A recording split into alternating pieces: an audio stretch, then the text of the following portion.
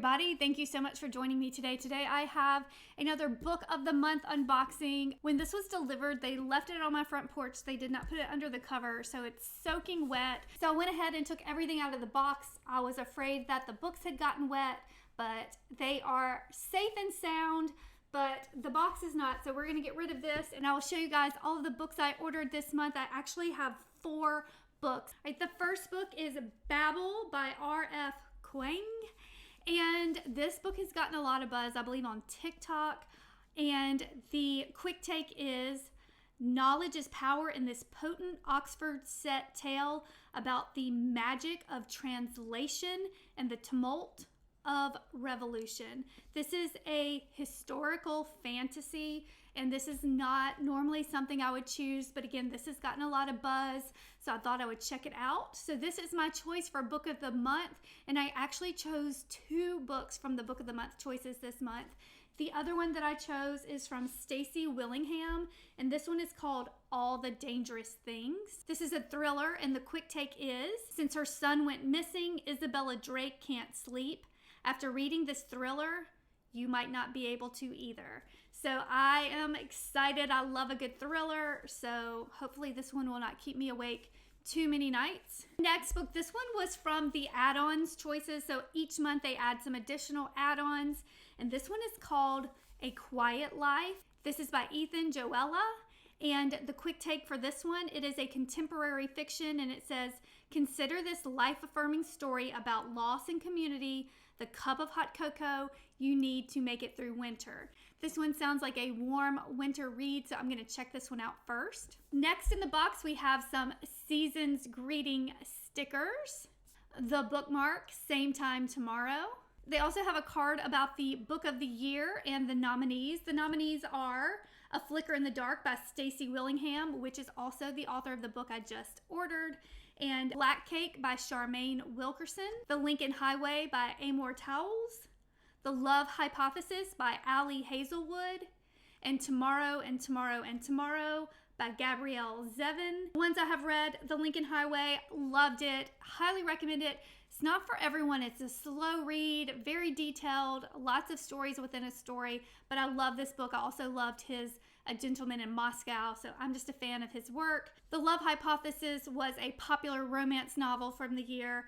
Tomorrow and Tomorrow and Tomorrow was a story of friendship over the years, and it also had a setting with video games. So that one was interesting, and it was actually the winner for Book of the Year. I think if you're a member for an entire year, you get to choose one of these in your December box for free. So I actually first chose A Flicker in the Dark because it is a thriller, but then I realized I already have this one in my box from the same author, so I thought I would read this one first, and if I like it, then I will grab A Flicker in the Dark later as an add-on. So I chose Black Cake. This is a contemporary fiction, and the quick take on this one, brimming with wisdom, a moving story of 2 siblings who wend their way to reconciliation after losing their mother. So I'm excited. This is a lot of reading this month, so I got to get to it. And Babel is 542 pages. The other choices for December included a romance called Kiss Her Once for Me by Alison Cochrane, a historical fiction called The Circus Train by Amika Parikh, and a literary fiction called The Light Pirate by Lily Brooks Dalton. For the month of November, I ordered 3 books. And the first one was The Last Party. This was a murder mystery. It had many suspects. It had some great characters. It kept me guessing. But at the end of the day, I'm just going to give this one a 3 out of 5. So it's pretty good, but not one of the best books I've read this year. The next book I read was Ready Player One, and I have been wanting to watch this movie and never got around to it. So I decided to go ahead and grab the book, and wow, this was such a fun ride. This follows a high school student named Wade, and he is in the world of virtual reality. It is called the Oasis. The world at this point, I think it's 2040. They're all wearing visors and headsets and gloves so that they are living in this virtual world. His best friends he's never even seen in real life. They are just playing video games together all day, watching movies on this virtual headset, but they're all working together in this ultimate video game with a huge cash prize at the end. And this one was such a page turner. I loved it. I love these characters. I think there's a Ready Player 2, so let me know if you've read that one, if it is as good as this one, but I highly recommend Ready Player 1. The third book I read this month was from one of my favorite authors, and this was Apples Never Fall. Again, her favorite book of mine is Big Little Lies, but this book was really good. I loved it. I love the characters. So the mother goes missing, and her grown children and husband, they're trying to figure out what happened to her, and I just love it. The characters are so complex and beautifully written. It really dives into some issues with marriage, but I love the perspective at the end. This was a wonderful book. I highly recommend it. And then since it's December, I wanted to do my year-end review. So I went back into the app to see the books that I clicked the heart for, meaning the ones I love the most. And here is the look at those. And then I decided to share with you guys my rankings for the best books that I read in 2022.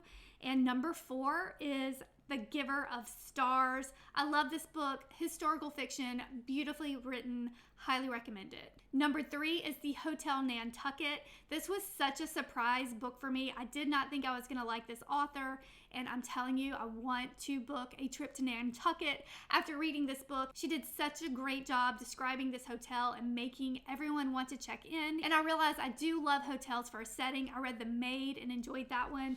And my aardvark book, The Socialite's Guide to Murder, this one also takes place in a hotel. So if you have not read any of the Ellen Hildebrand books, give this one a try. I loved it. Number 2 was The Great Alone. Again, I love Kristen Hanna books, and this one was amazing.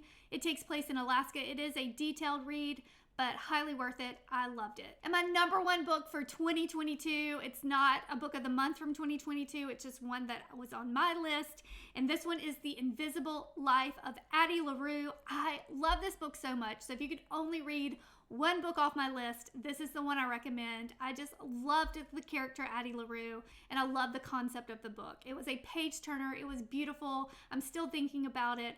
So that is my favorite book that I read this year, and that is it. Let me know your favorite books you read in 2022, and as always, thank you so much for watching, and please subscribe.